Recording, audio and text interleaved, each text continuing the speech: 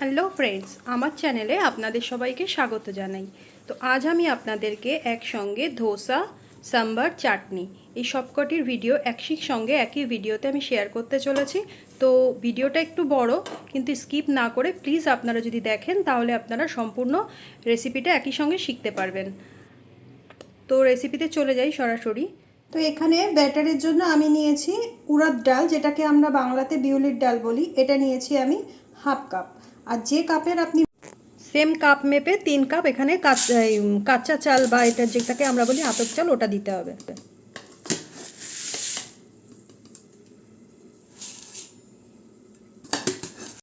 এখানে নিয়েছি আমি হাফ কাপেরও কম 1/4 কাপ হচ্ছে এখানে চানা ডাল। এখানে নিচ্ছি পোহা বা চিড়ে যেটাকে আমরা বলি। এটা নিয়েছি আমি 1 টেবিল চামচ। 1 চামচ মতো মেথি দানা। এবার এই সবকটা উপকরণগুলোকে একসঙ্গে করে রাতভর ভিজিয়ে রাখতে হবে। সারা রাত ভেজানোর পর এগুলো মিক্সির জারে করে নিয়ে সুন্দর করে বেটে নিতে হবে।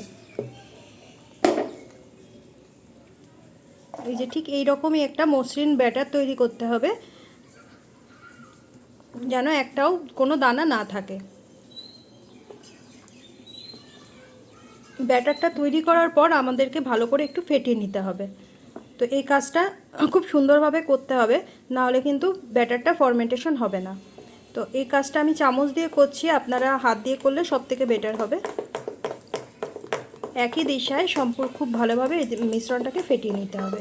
ফেটিয়ে নেবার পর এই মিশ্রণটিকে আমাকে আবার 5-6 ঘন্টা আবার ফরমেন্টেশনের জন্য রেখে দিতে হবে।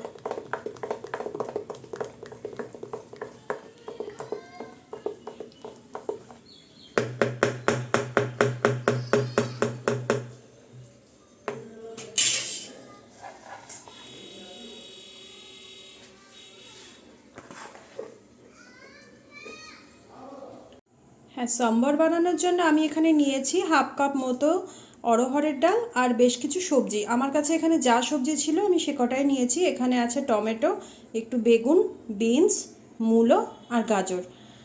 যা ছিল আমার কাছে আমি তাই দিয়েই করব। আর এখানে আমি তেঁতুল ভিজিয়ে রেখে দিয়েছি। আমার কাছে কারি পাতার হিং নেই, তো আজকে আমি ও দুটো স্কিপ করেই সাম্বার বানাবো। সবজি আর ডাল সেদ্ধ হয়ে গেছে এই যে। তো আপনারা যেমন পাতলা রাখবেন বা ভালো রাখবেন সেই হিসাবে আমি আরেকটু পাতলা করব, তার জন্য আমি এখানে একটু জল মিশিয়ে দেব।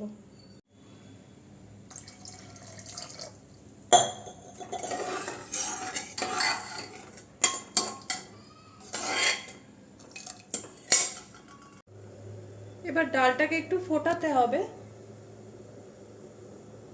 মোটামুটি ফুটে এসেছে। এই পর্যায়ে আমি দিয়ে দেব 1 চামচ সাম্বার মশলা।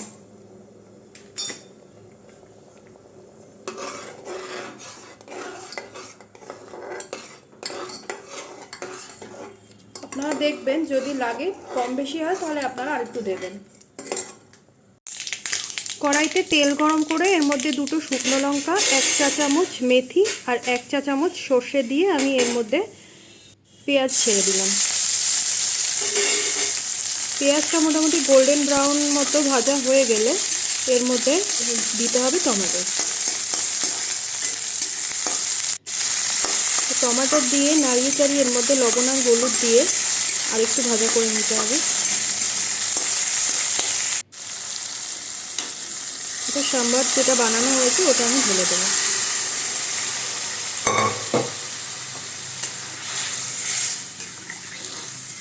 একটু ফুটিয়ে নিয়ে একটু লবণ হলুদটা চেক করে, আর যেহেতু তেঁতুলের পাল্পটা আমি আগেই দিয়েছিলাম, এবার একটু শুকনো লঙ্কার গুঁড়ো আমি এর মধ্যে দিয়ে দিলাম কালারের জন্য।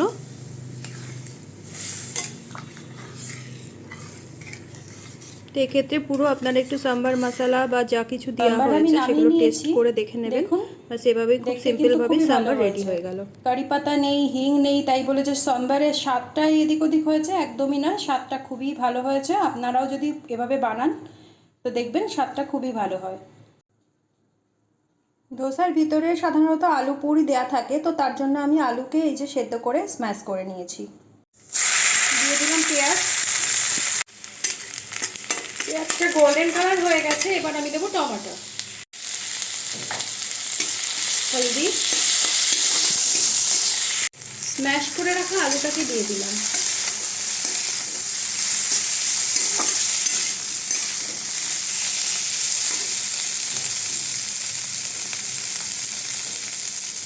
এর মধ্যে দিলাম 1 টিস্পুন সাম্বার মশলা,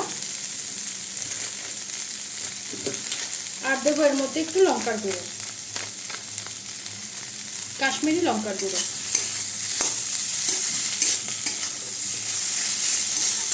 এবার এগুলোকে ভালো করে মেশাতে হবে। জলটাকে এবার একটু শুকিয়ে নিতে হবে। এই পর্যায়ে আপনারা লবণ, হলুদ আর একটু সাম্বার মশলাটা দেখে নেবেন, যদি কম হয় একটু দেবেন। আলুটা বেশ শুকনো শুকনো হয়ে এসেছে, এবার আমি নামিয়ে দেবো, কেননা ঠান্ডা হলে এটা আর একটু শুকনো হয়ে যাবে।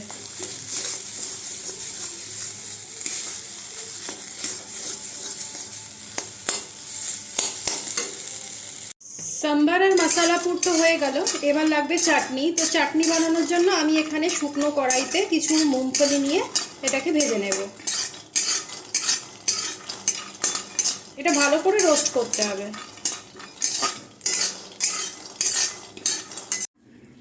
চাটনি বানানোর জন্য আমি এখানে নিয়ে নিয়েছি মুংফলি, এর মধ্যে দিলাম রসুন, তার মধ্যে হাফটা পেঁয়াজ, এখানে আমি একটা রসুন পুরো দিয়েছি, আর দিলাম টমেটোর। এগুলোকে আমাকে ভালো করে পেস্ট করতে হবে।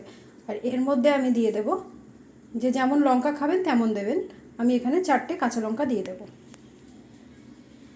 মুংফলিটাকে এই যে বেটে নিয়েছি, এবার এটা একটা তড়কা লাগাতে হবে। তেল গরম হয়ে গেছে, আমি এর মধ্যে দিয়ে দেব লাল লঙ্কা, সর্ষে, কারি পাতা দেবেন আপনারা, আমার কাছে নেই, লবণ,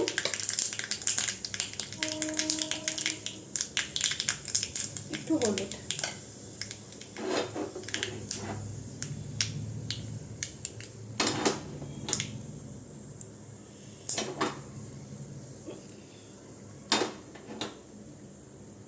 ব্যাস, এটা হয়ে গেছে।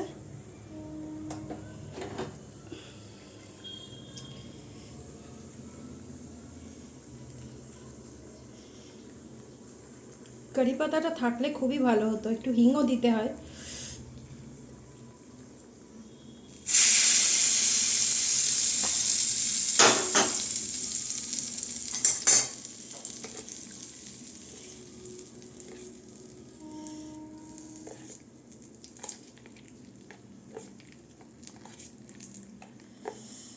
অনেকেই চাটনিতে হলুদ দেন না, কিন্তু আমার একটু কালারের জন্য হলুদটা দিলে খুবই ভালো লাগে। ব্যাস, এখানে আমার তরকা রেডি। চাটনিটা আমার সম্পূর্ণ রেডি হয়ে গেছে। আমি এখানে খানিকটা উঠিয়ে রাখলাম, আপনারাও যদি বেশি হয়ে থাকে তাহলে যেটুকু লাগবে বাকিটা আপনারা উঠিয়ে রাখবেন ফ্রিজে। আপনারা এটা 4-5 দিন সংরক্ষণ করে রাখতে পারেন। ধোসা প্যানটাকে প্রথমে প্রিহিট করে নিয়ে তার মধ্যে এবার একটু তেল ব্রাশ করে নিচ্ছি।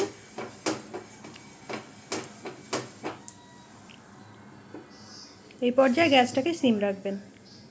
এবার আমি ব্যাটারটাকে দিয়ে দেব।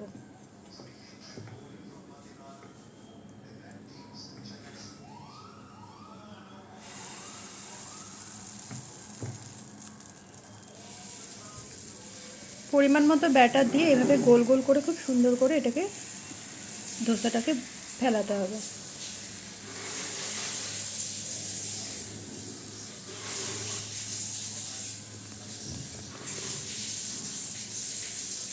এভাবে 3-4 মিনিট রেখে দিলেই ধোসা রেডি হয়ে যাবে।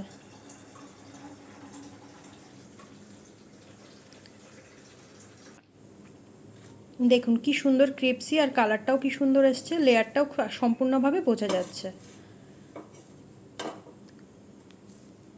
বাস এভাবেই তৈরি হয়ে যাবে বাজারের মতো একদম ক্রিপসি ধোসা। আমার এই রেসিপিটা ভালো লাগলে ভিডিওটা অবশ্যই লাইক আর শেয়ার করবেন।